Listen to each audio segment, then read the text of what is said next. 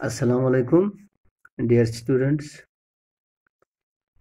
It is class 11th, subject political science, and our today's topic is Bill of Rights in the South African Constitution and also in the Indian Constitution.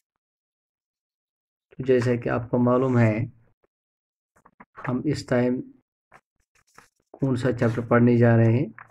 हमारा basic chapter जो है that is fundamental rights. तो इसी में इसका सब topic है Bill of Rights in the South African Constitution and also in the Indian Constitution। तो आप सबों को मालूम है कि साउथ अफ्रीकन कॉन्स्टिट्यूशन है जो है ये किस टाइम एनेक्ट हुआ, बना 1996 में, दिसंबर 1996 में। और साउथ अफ्रीका इस टाइम एक थ्रेट फेस कर रहा था सिविल वार का, क्योंकि वहाँ पे अपार्थीड जो एक सिस्टम था वहाँ उसका एंड हुआ था। और अब उनको ये लगने लगा था कि इनका उनके पास ये अब एक खौफ था कि कहीं सिविल वार ना हो जाए। So it was in these circumstances that the bill of rights was adopted in south Africa. और इन हालात में ये बिल जो है, कॉन्स्टिट्यूशन की जो बिल है, ये बिल ऑफ राइट्स, तो इसी हालात में इसको बनाया गया। सो इसको साउथ अफ्रीका की जो डेमोक्रेसी थी इसको मलूज नज़र रखा गया।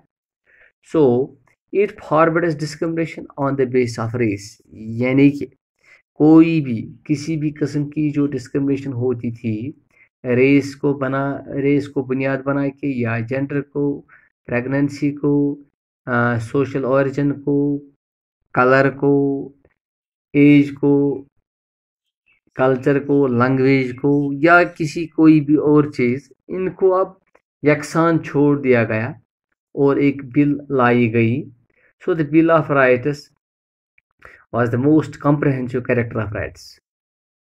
और एक यहाँ पे एक ऐसा कोर्ट भी बना गया, एक स्पेशल कोर्ट को कॉन्स्टिट्यूशन किया गया जो इन सारी चीज़ों को सेफ गार्ड करता था।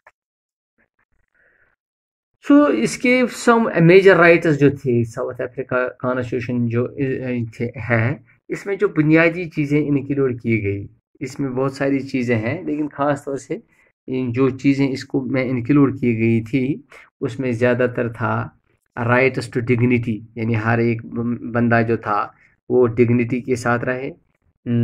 राइट टू प्राइवेसी, उसकी जो भी लाइफ होगी वो प्राइवेसी, उसमें प्राइवेसी रहे, उसके पास उसका बिल्कुल एक हक था। And then it was right to fair labour practices. चौथा था इसका right to healthy environment and right to protection of environment, यानी प्रोटेक्शन के लिए भी, एनवायरनमेंट प्रोटेक्शन के लिए भी कानून बनाया गया। इसके बाद राइट टू एडुकेट हाउसिंग, यानी कि हर एक को ये हक हासिल था कि उसके पास रहने को एक मकान मिल जाए। इसके बाद राइट टू हेल्थ केयर, जो बुनियादी सहूलियातें इंसान को होनी चाहिए थी, जिसमें से food, water and social security आती है, वो सब होनी चाहिए। इसके बाद चिल्ड्रंस राइट्स, यानी बच्चों के जो हुकूक हैं उनकी पासदारी की जाए।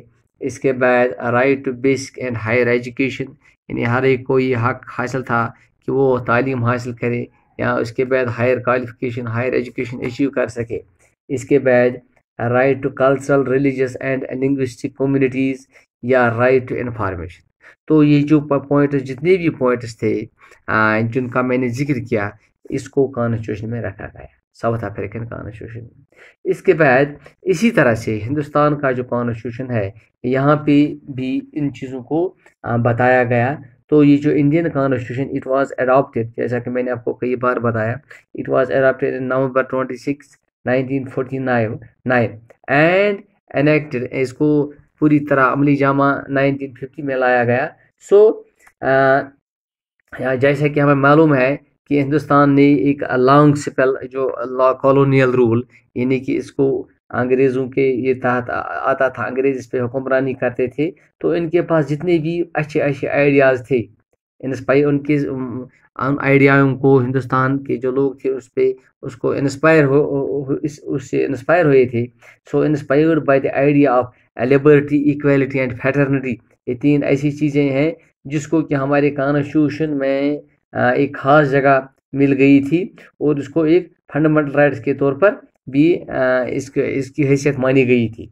सो इंडियन कॉन्स्टिट्यूशन जो है, सो फंडामेंटल राइट्स जो है इसको इंसर्ट किया गया इंडियन कॉन्स्टिट्यूशन में और इसको बाज़ाब्ता तौर पे आर्टिकल की शक्ल में इसको दिखाया गया, दिया गया। जैसे कि राइट टू इक्वलिटी जो है, यानी कि सबों के पास यकसान हुकूक होनी चाहिए, इसको आर्टिकल्स 14 to 18 इसमें इसका जिक्र किया गया है। इसी तरह right to freedom, article 19 to 22। इसी तरह से राइट अगेंस्ट एक्सप्लॉयटेशन, यानी कि कोई किसी को यह हक हासिल न हो कि किसी का इस्तेसाल हो सके। तो इस आर्टिकल्स का तज़किरा किया गया है 23 से 24 तक, आर्टिकल 23 to 24 हमारे इस कॉन्स्टिट्यूशन में इसको दिखाया गया है।